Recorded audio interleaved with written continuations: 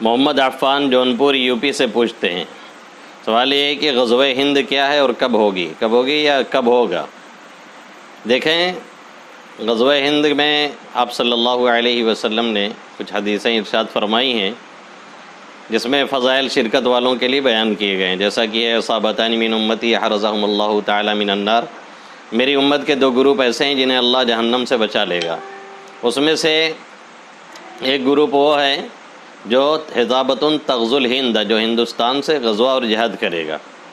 تو یہ اس کے فضائل ہیں۔ حضرت ابو ہریرہ رضی اللہ تعالیٰ عنہ نے ایک حدیث میں فرمایا کہ آپ صلی اللہ علیہ وسلم نے ہم سے غزوہ ہند کا وعدہ فرمایا، اور میری خواہش یہ ہے کہ میں اس میں شریک ہوا تو بہت بہتر ہے، شہید ہو گیا، اور نہیں تو آزاد ابو ہریرہ ہو کر کے واپس لوٹوں گا۔ یہ اس کے کچھ فضائل ہیں۔ یہ کب ہوگا، اس کے بارے میں 3 قول ہے۔ پہلا یہ کہ یہ ہو چکا ہے، اور جو غزوات پہلے ہو چکے ہیں جس میں یہاں پر بھی سلاطین نے مسلم حکمرانوں نے چڑھائی کی اور اس کو فتح کیا، وہ اس کے مصداق ہیں۔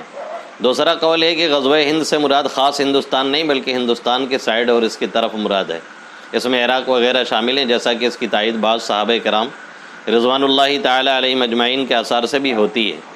تیسرا قول یہ ہے کہ آخر زمانے کی بات ہے جب حضرت عیسیٰ ابن مریم آئیں گے، جیسا کہ ایک روایت میں صاف ہے کہ ایک جماعت وہاں پہ جہاد کرے گی، جہاد کر کے پھر وہ لوٹے گی شام وغیرہ کی طرف، جہاں پر حضرت عیسیٰ علیہ السلام کے ساتھ وہ شرکت کرے گی۔ تو اس طرح کی باتیں ہیں، اس لیے کوئی تعین کے ساتھ کوئی بات نہیں کہی جا سکتی ہے۔